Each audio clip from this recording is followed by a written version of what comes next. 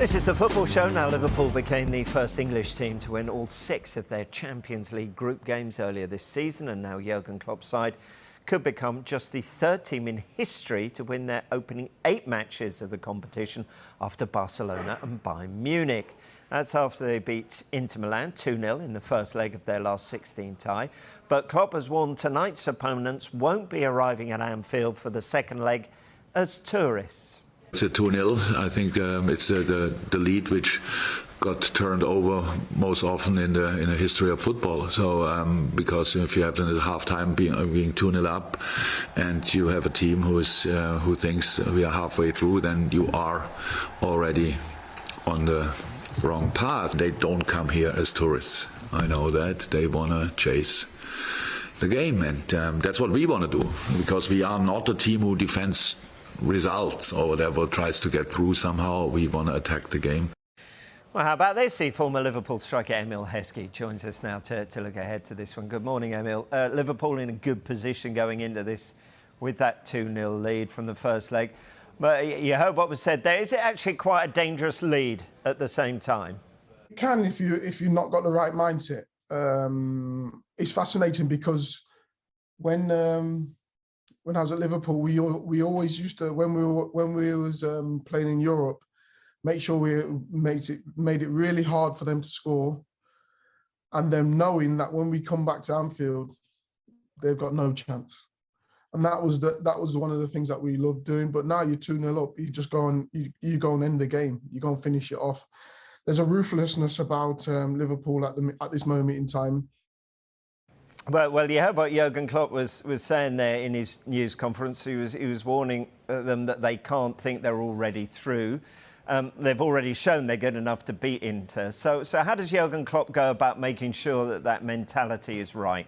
We've been asking that questions for a while, haven't we? And they keep going out there and performing. When you look at, they've only conceded 2 goals in the last 8 games or something like that.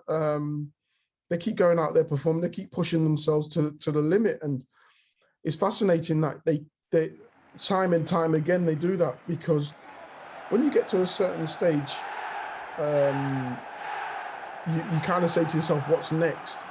But they're just saying the next thing is win the next game. The next thing is win the next game, and they're just so competitive and winning every single game. Probably the next thing is scoring more than 3 goals every game, or conceding or make sure we concede no goals. These are the levels that they're at, not necessarily, we go out and win a game. No, it's how we win the game. Well, Thiago, Matip, Firmino all returned to training after injuries. Emile, how much of that is a boost when you take into consideration, I guess, Liverpool's busy schedule at the moment? When you're looking at players that are coming back, they're kind of like new signings, aren't they? Especially of the levels that Liverpool are going to have the players. Fantastic seeing all them players coming back and adding to the squad, and you can then start. You got to remember the amount of games they play. You've got to mix it up. Gone are the days where players are playing 60 games a season. You've got to mix it up. You've got to freshen it up every now and again, because you come towards the end of the season when you actually, it's critical to get over the line with some games, because obviously they're chasing on different fronts. You need to change it up. You need to freshen it up. You need everyone to be ready, to prepare to put their body on the line.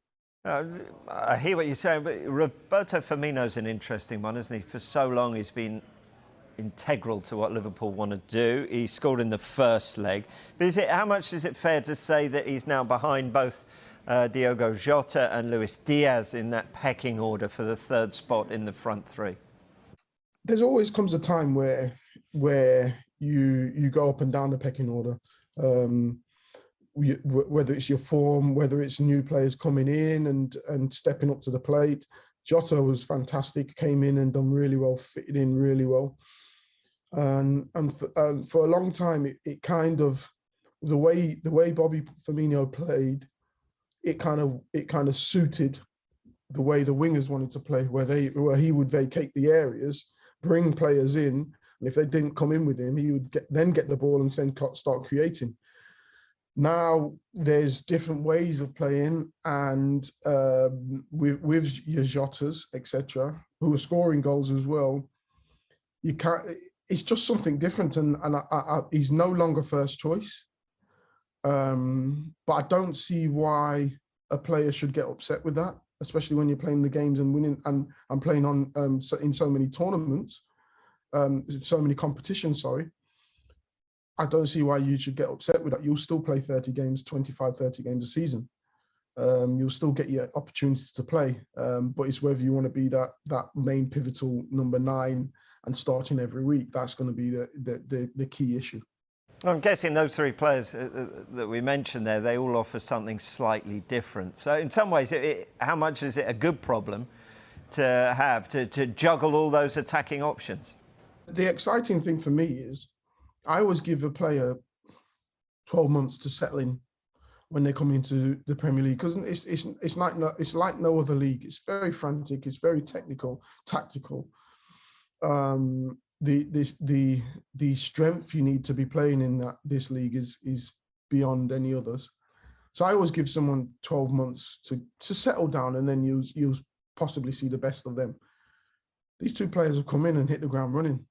They've come into one of the biggest club in the league and hit the ground running in front of some of the best fans out there, and that's fascinating for me. Diaz has been fantastic, very exciting player, very dynamic player. Get runners off him. He can take players on and create stuff. Once you start taking players on, you start pulling other players out of their positions. That's when gaps start opening up, and he's doing that every week. So that's good. Jota's been fantastic. A player that we didn't know whether he was gonna fit the style.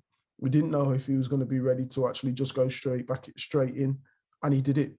And he's scoring goals, and he looks exciting, and he's a threat all the time. So different options is fantastic to have. A headache to have sometimes as a manager, because you don't know what to do at times, but it's a good headache to have because they've all got goals. The other player we mentioned back in training from injury, Thiago, surely be desperate to earn his place back after setting to start the EFL Cup final, then getting injured in the warm-up. What are your thoughts about him? Yeah, it's just unfortunate that you get injured. It happens. It's happened to me before when you're going out and warming up, and then something happens, something twinges, and then you're upset. I think he's a fantastic player. He's coming into his own. When he's on the ball, everything just looks quite simple. He's just a tidy player and a good option to have. And then if you get runners around him, I'm not saying he can't move, but I get the right runners around him. You know, he's a fantastic player to have. You make runs off the ball. I had Stevie G in my time, so all I needed to do was just make a run and he would inevitably find me. And Thiago is pretty similar. Now, it was interesting as well to hear Jurgen Klopp in that news conference. He was talking about the use of substitutions, 5 subs allowed in the Champions League. Would you expect him to take off key players as soon as he can tonight, ahead of that lunchtime kickoff against Brighton on Saturday? Yeah, I think that's the key thing, isn't it? You want to get the game done and dusted as early as possible, and you can then start making changes and wrap people up in cotton wool, ready for the Premier League, to be honest with you. And I think that's what Jurgen will be looking at. Of course, the quadruple is still on for Liverpool. OK, Emile, can they really do it? Look, I think they've got a squad that can do it. The players are coming back, so I don't see why not. It's the league is an interesting one because they're keeping Man City honest. They keep putting pressure on. So there's always the option. There's always the opportunity there, and they've got to play each other as well. So that's going to be an interesting game. Yeah, I think they've definitely got the opportunity to do that, and I think personally, treble, but I would love to see quadruple.